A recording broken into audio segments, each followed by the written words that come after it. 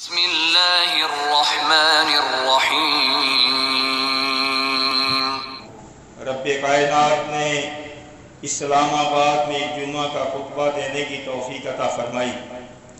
اس سے پہلے میں کئی خطبات میں حضرت ابوبکر صدیق، عمر فاروق، عثمان غنی اور امام حسن اور حسین رضی اللہ عنہم کے فضائل بیان کر چکا ہوں۔ آج آپ کے سامنے حضرت علی رضی اللہ تعالی عنہ کے فضائل بیان کرنے کی کوشش کروں گا۔ یہ میں پہلے بتا چکا ہوں کہ مردوں میں سب سے پہلے ایمان لانے والے حضرت ابوبکر صدیق رضی اللہ تعالی عنہ، اور عورتوں میں سب سے پہلے ایمان لانے والی حضرت خدیجہ رضی اللہ تعالی عنہا ہیں، اور کم عمر یعنی بچوں میں سب سے پہلے ایمان لانے والے حضرت علی رضی اللہ تعالی عنہ۔ طبرانی میں صحیح سند سے حدیث مبارکہ ہے، عن الحسن، حضرت حسن رضی اللہ تعالی عنہ روایت کرتے ہیں، کان اول من آمن علی بن ابی طالب۔ وہ فرماتے ہیں کہ سب سے پہلے ایمان لانے والوں میں حضرت علی بن ابی طالب، وہو ابن 15 او 16 سنہ، یعنی اس وقت ان کی عمر 15 یا 16 سال تھی۔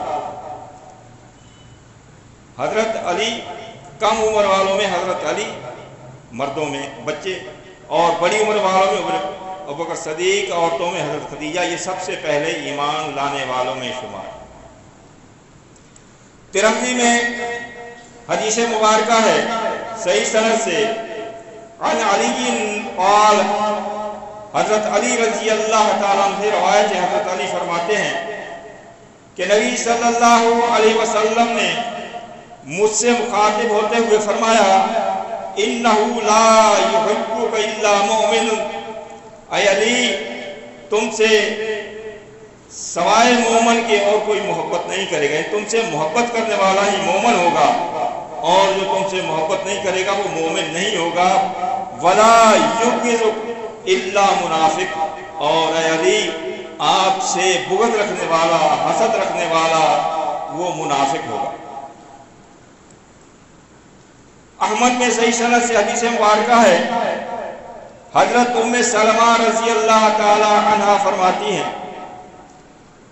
کہتی ہیں، سمعت رسول اللہ صلی اللہ علیہ وسلم، کہ میں نے خود اللہ کے رسول صلی اللہ علیہ وسلم کو یہ فرماتے ہوئے سنا، کیا یقول، آپ صلی اللہ علیہ وسلم نے فرمایا، من سب علی فقد سبنی، جس نے علی کو گالی دی اس نے مجھے گالی دی۔ علی کی شان، علی کا رتبہ رضی اللہ تعالیٰ عنہ کا خود اللہ کے رسول صلی اللہ علیہ وسلم کی زبان مبارک۔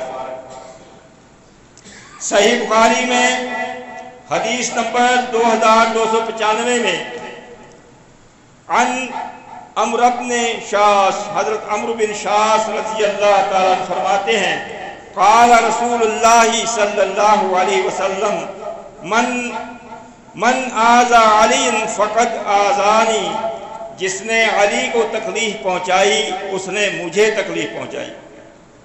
اللہ کے رسول صلی اللہ علیہ وسلم کے پاس حضرت علی کا یہ مقام اور رتبہ ہے، جو کہ جماعت المسلمین حضرت علی رضی اللہ تعالی عنہ کو وہی رتبہ و شان دیتی ہے جو اللہ کے رسول صلی اللہ علیہ وسلم نے دیا۔ اور ترمذی میں ہی صحیح سند سے حدیث مبارکہ ہے، عن زید بن ارقم رضی اللہ تعالی عنہ، حضرت زید بن ارقم رضی اللہ تعالی عنہ روایت کرتے ہیں، عن النبی صلی اللہ علیہ وسلم، کہ نبی صلی اللہ علیہ وسلم سے، قال، کہ اللہ کے رسول صلی اللہ علیہ وسلم نے فرمایا، من کنت مولاہ فعلی مولاہ، فرمایا جس سے میری دوستی ہے مولا کے میں نے یہاں پر دوستی کے لفظوں میں استعمال کیا اللہ کے رسول صلی اللہ علیہ وسلم نے. جس سے میری دوستی ہے علی سے بھی اسی کی دوستی ہوگی. یعنی جو مجھ سے دوستی رکھتا ہے اس کو چاہیے کہ علی سے بھی دوستی رکھے, اور جو علی سے دوستی نہیں رکھتا سمجھو اس کی مجھ سے دوستی نہیں ہے. یہ مولا کے معنی لفظ یہاں پر آئے ہیں دوستی کے. تو مولا کے کئی معنی نکلتے ہیں, کارساز بھی نکلتے ہیں, مددگار بھی نکلتے ہیں. تو جس چیز کے کئی معنی نکلتے ہوں وہ کئی مقام پر اللہ تعالیٰ نے اس کو منع کر دیا اور ایسا لفظ دیا کہ اس کے ایک معنی نکلتے ہوں. تو اللہ کے رسول صلی اللہ علیہ وسلم کو رائنا لفظ کہہ کر بلاتے تھے, اس کے دو معنی نکلتے تھے, اچھا بھی اور خراب بھی. تو اللہ تعالیٰ نے دیکھا کہ یہ لوگ غلط معنی میں استعمال کر رہے ہیں, تو آپ اللہ تعالیٰ نے رائنا لفظ کہنے سے منع کر دیا, بلکہ کہا انظر نہ کہا کرو. بالکل اسی طرح اللہ کے رسول صلی اللہ علیہ وسلم نے مولا لفظ استعمال کیا, لیکن اللہ تو جانتا تھا کہ بعد میں آنے والی قوم اس لفظ کو کس معنی میں استعمال کرے گی. تو لہذا اللہ تعالیٰ نے اپنے پیارے محبوب کی زبان سے ہی یہ کہلوا دیا.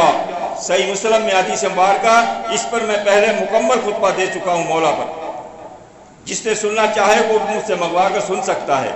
تو وہاں پر اللہ کے رسول صلی اللہ علیہ وسلم نے مولا کہنے سے منع فرما دیا کہ تم سب کا مولا اللہ عز و جل ہے. یعنی اللہ کو بھی مولا کہا جاتا ہے. انت مولانا فانصرنا علی القوم الکافرین, سورہ بقرہ میں ہے, یا اللہ تو ہی ہمارا مولا ہے. تو اللہ کو بھی مولا کہا جاتا ہے. تو مولا کے معنی دوست بھی ہیں. تو جس کے دو تین معنی نکلے, اللہ تعالیٰ نے اپنے پیارے محبوب کے ذریعے ہمیں منع کر دیا کہ تم لوگوں نے اللہ کے علاوہ کسی کو مولا نہیں کہنا. تو ہم حکم کے پابند ہیں. اگر مولا لفظ اللہ کے نبی نے کہا ہے تو وہ دوستی کے معنی میں کہا ہے.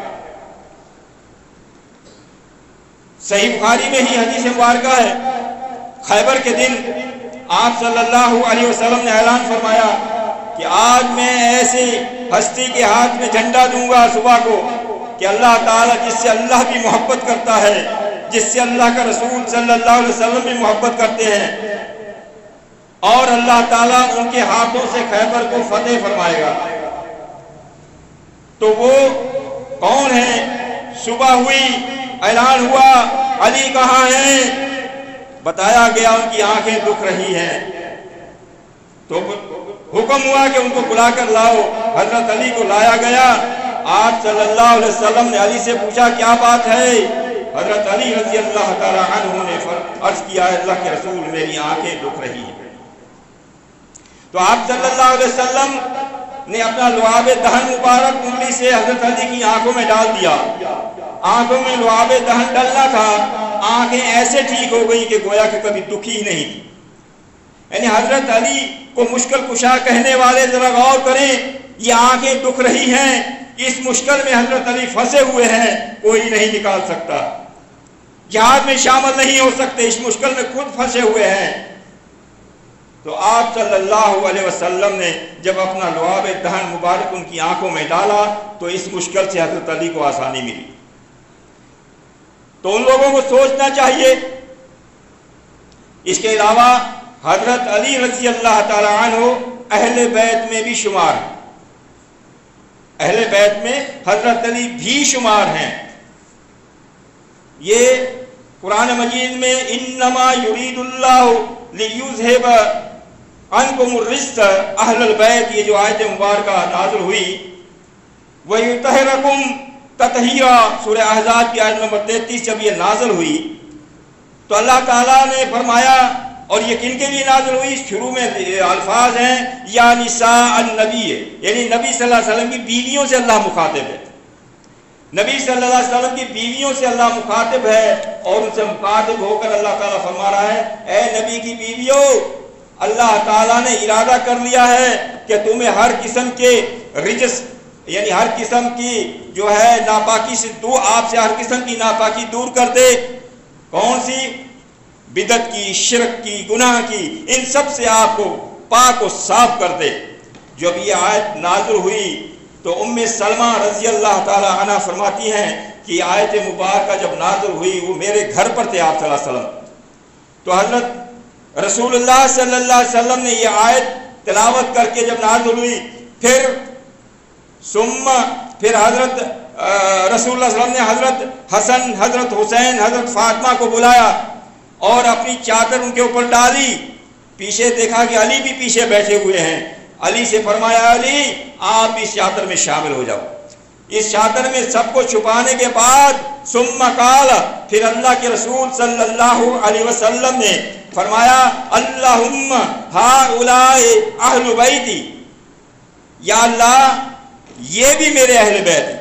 اس کا مطلب اس آیت میں اللہ تعالیٰ ان سے مخاطب نہیں ہے، حالانکہ یہ دوسرے لوگ یہ آیت ان کے متعلق فکر کرتے ہیں. نہیں، شروع میں موجود ہے کہ نبی صلی اللہ علیہ وسلم کی بیویوں کے لیے آیت نازل ہوئی، تو آپ صلی اللہ علیہ وسلم نے سوچا کہ یہ میرے اہل بیت سے باہر نہ ہو جائیں، تو آپ پھر یہ چادر میں چاروں کو چھپا کر پھر اللہ سے دعا مانگ رہے ہیں، اور نبی کی دعا کبھی رد نہیں ہوتی. تو اس لحاظ سے اس دعا کے بعد حضرت حسن، حسین، فاطمہ اور حضرت علی بھی اہل بیت میں شامل ہو گئے. قرآن کی آیت میں نہیں، نبی کی دعا سے شامل ہو گئے، اہل بیت میں شامل ہو گئے. اور یہ کرنے کے بعد، دعا کرنے کے بعد فَاذْهَبْ عَنْهُمُ الرِّجْسَ، یا اللہ جس طرح ان سے آپ نے گندگی دور کرنے کا، ناپاکی دور کرنے کا فرمایا، میں نے عائد کر لیا ہے، تو فرمایا ان میرے اہل بیت، یہ بھی میرے اہل بیت ہیں، وَطَهِرُهُمْ تَطْهِيرًا، ان کو بھی اسی طرح پاک صاف کر دے جیسے میری بیویوں کو پاک صاف کیا ہے. ان کے لیے اللہ کے رسول صلی اللہ علیہ وسلم نے سفارش فرمائی. یہ ترمذی میں ہے صحیح سند سے حدیث مبارکہ. قالت ام سلمہ، یہ دعا سننے کے بعد ام سلمہ رضی اللہ تعالی عنہا نے کہا وَأَنَا مَعَهُمْ یا نبی اللہ، کہ میں بھی ان کے ساتھ آ جاؤں، اللہ کے نبی صلی اللہ علیہ وسلم اس کپڑے میں بھی آ جاؤں. تو آپ صلی اللہ علیہ وسلم نے کہا، فرمایا انت علی مکانک، آپ اپنی جگہ پر بیٹھی رہو، آپ تو پہلے ہی انت علی خیر، آپ اس خیر میں پہلے شامل ہو. آیت میں قرآن مجید میں یعنی آپ صلی اللہ علیہ وسلم نے وہاں پر بھی فرما دیا اپنی بیوی سے کہ آپ تو اس میں پہلے سے شامل ہو، آپ نہ ہو، ان کو شامل کر رہا ہوں اللہ سے دعا کر کے. تو اس طرح سے حضرت علی رضی اللہ تعالیٰ عنہ اہل بیت میں بھی شمار ہیں. اس کے علاوہ ترمذی میں ہی اس سند سے، تو آپ صلی اللہ علیہ وسلم نے جب عیسائیوں سے مباہلہ کیا تھا تو وہاں پر بھی ان چاروں کو اپنی چادر میں لیا تھا اور کہا تھا یہ ہے میرے گھر والے، آپ بھی اپنے گھر والے لے آؤ. یعنی یہاں پر حضرت علی کو آپ صلی اللہ علیہ وسلم نے اپنی اہل بیت کہا ہے. اس سے معلوم ہوا کہ حضرت علی اہل بیت میں شمار ہیں. علی رضی اللہ تعالی عنہ بڑے بہادر تھے. صحیح مسلم میں حدیث ہے، پہلے آپ سن چکے ہیں. بدر میں جب مقابلہ ہوا تو ادھر سے عتبہ بن ربیعہ نکلا مقابلے کے لیے، ادھر سے اللہ کے رسول صلی اللہ علیہ وسلم نے حضرت علی کو نکالا. حضرت علی نے ان کے اوپر ایسا وار کیا کہ ایک ہی وار سے ان کا سر قلم کر دیا. اتنے بہادر اور دلیر سے ان سے دیکھتے ہی ان کے اوپر خوف طاری ہو جاتا تھا.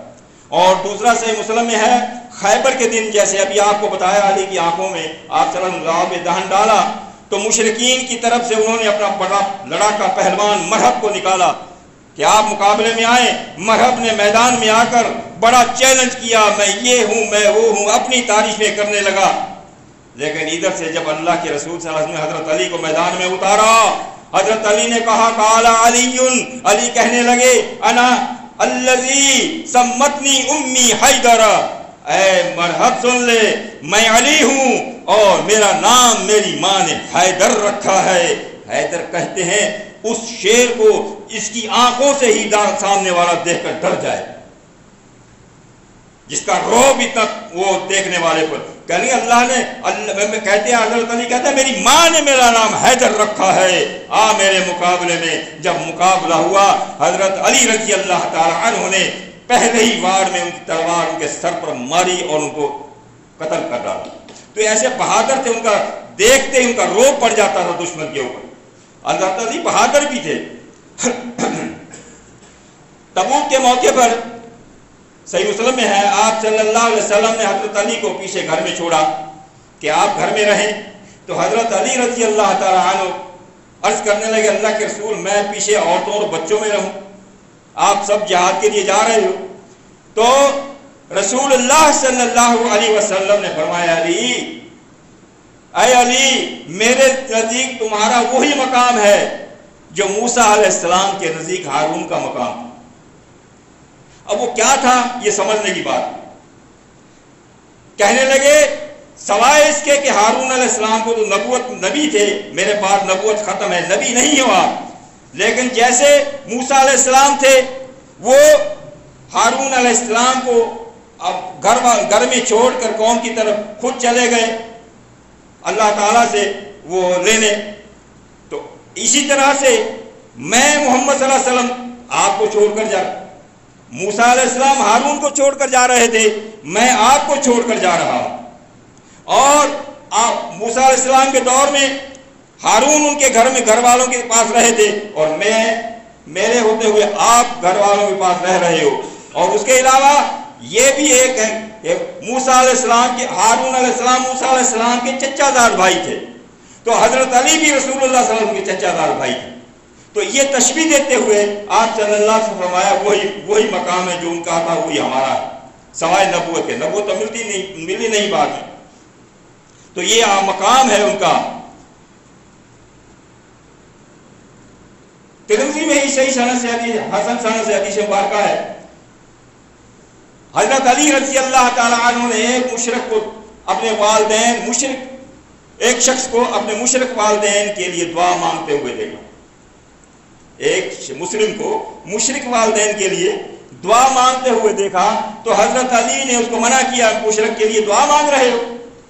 اب بھئی آج بھی ہیں حاضر جواب دینے والے، ایسا لاجواب کر دیتے ہیں اگلے کو، تو اس وقت اس نے بھی جواب دیا کہ بھئی مجھے کہہ رہے ہو، اور ابراہیم علیہ السلام نے جو اپنے والد کے لیے دعا مانگی تھی، یہ تو قرآن مجید میں، وہ لاجواب ہو گئے۔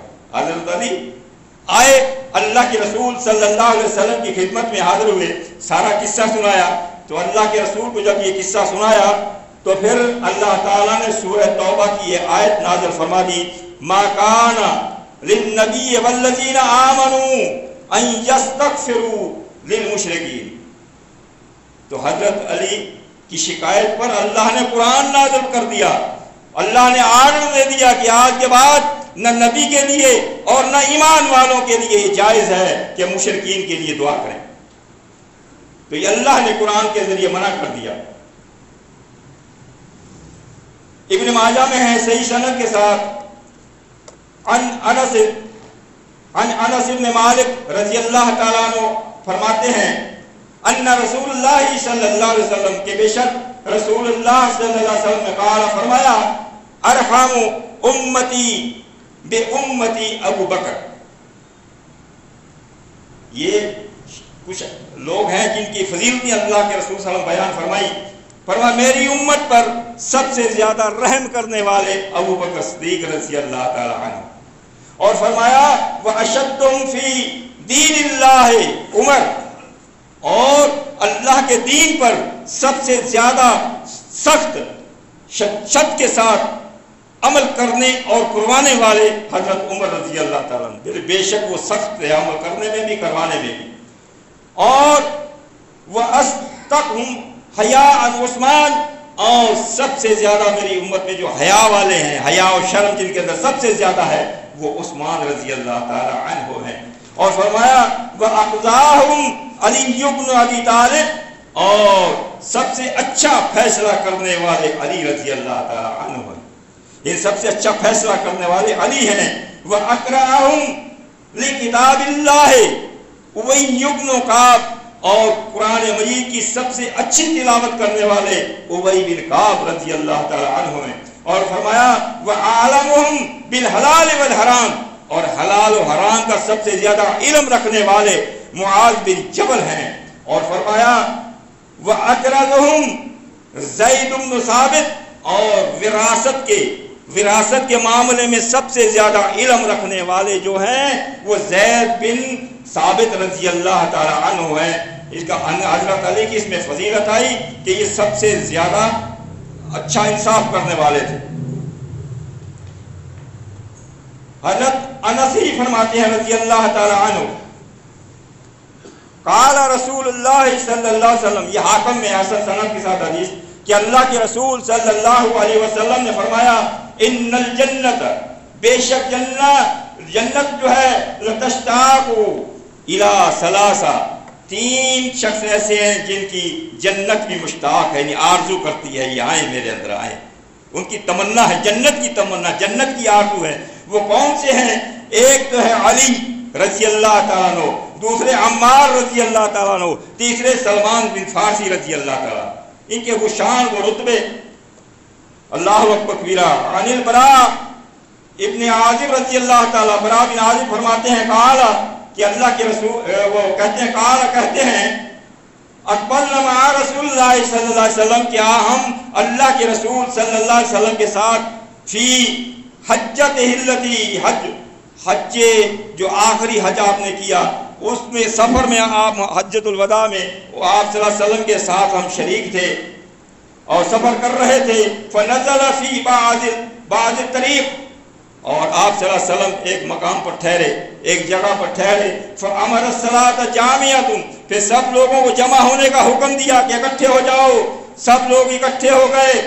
آپ صلی اللہ علیہ وسلم نے فاخذ بیدہ علی، آپ صلی اللہ علیہ وسلم نے علی کا ہاتھ، اپنے آپ نے ہاتھوں میں پکڑا، فقالا، ہاتھ پکڑ کے اونچا کر کے کہنے لگے الست اولا بالمؤمنین من انفسہم، اے لوگو کیا میں تمام ایمان والوں میں اعلیٰ نہیں ہوں، مقدم نہیں ہوں؟ صحابہ نے کہا قالوا بلا، کہا ہے اللہ کے رسول کیوں نہیں، آپ سب سے مقدم ہیں۔ تو پھر آپ صلی اللہ علیہ وسلم نے قال، فرمایا فہذا ولی من انا مولا، فرمایا پھر جو مجھ سے دوستی رکھتا ہے وہ علی سے بھی دوستی رکھے، جو میرا دوست ہے وہ علی کا دوست ہے، جو علی کا دشمن ہے وہ میرا دشمن ہے۔ پھر علی کے لیے دعا مانگی اللہ کے رسول صلی اللہ علیہ وسلم نے، ابن ماجہ میں صحیح حدیث ہے یہ، اللہم وال من والاہ، یا اللہ جو علی سے دوستی رکھتا ہے، جو علی کو دوست بناتا ہے، یا اللہ تو اسے اپنا دوست بنا لے۔ اور فرمایا اللہم عاد من عاداہ، جو علی سے دشمنی رکھتا ہے اللہ تو بھی اس سے دشمنی رکھ۔ یہ اللہ کے رسول صلی اللہ علیہ وسلم نے ان کے لیے دعا کی ہے۔ تو جو علی سے دوستی رکھے گا، نبی کی دعا قبول ہوتی ہے، اللہ اس سے دوستی رکھے گا، اور جو علی سے دشمنی رکھے گا اللہ تعالیٰ اس سے دشمنی رکھے گا۔ اور صحیح بخاری میں ہے، اب آتا ہے کہ ان صحابہ میں اعلیٰ کون تھا، اس درجات، فضیلتیں سب کی ہیں، درجات کیا ہیں وہ حضرت علی کی زبانی ہی سن لے۔ صحیح بخاری میں ہے حضرت محمد بن حنفیہ حضرت علی کے بیٹے ہیں، وہ اپنے بیٹے سے قال قلت لابی، وہ اپنے ابا جان سے کہتے ہیں میں نے اپنے ابا جان سے پوچھا ای الناس خیر بعد رسول اللہ صلی اللہ علیہ وسلم، یا ابا جان اللہ کے رسول صلی اللہ علیہ وسلم کے بعد سب سے افضل انسان کون ہے، نبی کے بعد سب سے افضل انسان کون ہے؟ حضرت علی کہتے ہیں قال ابو بکر، حضرت علی نے فیصلہ کر دیا۔ حضرت علی سے محبت کرنے والا حضرت علی کے فیصلے کو مانے گا، جو حضرت علی کے فیصلے کو نہیں مانتا اس کا مطلب ہے وہ حضرت علی کا دشمن نہیں، وہ محبت کرنے والا نہیں ہے، دشمن ہے، اور جو علی سے دشمنی کرے اس سے اللہ کی دشمنی ہے۔ علی کا فیصلہ ہے قال ابو بکر قلت ثم من، بیٹا کہتا ہے میں نے ابا جان سے پوچھا اس کے بعد کون ہے، قال ثم عمر، حضرت علی نے فیصلہ فرمایا ابو بکر کے بعد اللہ کے رسول صلی اللہ علیہ وسلم کے بعد سب سے افضل ترین انسان عمر ہے۔ یہ علی کا فیصلہ ہے، علی کو ماننے والا، علی کے فیصلے کو ماننا، جس نے علی کو مانا، جس نے علی کے فیصلے کا انکار کر دیا اس نے علی کا انکار کر دیا۔ الحمدللہ جماعت المسلمین علی کو مانتی ہے اور اسی طرح مانتی ہے جس طرح اللہ کے رسول صلی اللہ علیہ وسلم نے بتایا ہے۔ وَخَشِيتُ أَن يَقُولَ عثمان، اب بیٹا کہتا ہے کہ اب مجھے خوف ہوا کہ اگر میں نے اب پوچھا تو عثمان کا نام دے دیں گے، ان کو پتا تھا کہ ان کے پاس عثمان، لیکن انہوں نے سوال کرنے کا لہجہ بدل دیا، قلت ثم انت، کہنے لگے میں نے پھر اپنے ابا جان سے کہا ابا جان اس کے بعد تو آپ ہوں گے، حضرت عمر کے بعد تو آپ کا درجہ ہوگا۔ تو حضرت علی نے کیا کہا، غور کریں، قال ما انا الا رجل من المسلمین، کہنے لگے نہیں میں نہیں ہوں اس کے بعد، ان کے عثمان کے بعد بھی میں نہیں ہوں، میں تو انا رجل من المسلمین، میں تو مسلمین میں سے عام ایک شخص ہوں، علی کو ماننے والوں، علی کہتا ہے میں مسلمین میں سے ہوں، اور علی کو ماننے والے اگر کہیں میں شیعہ سنی وہابی دیوبندی اس میں سے ہوں، اس کا مطلب علی کو نہیں مانتے۔ علی کہتا ہے میں مسلمین میں سے ہوں.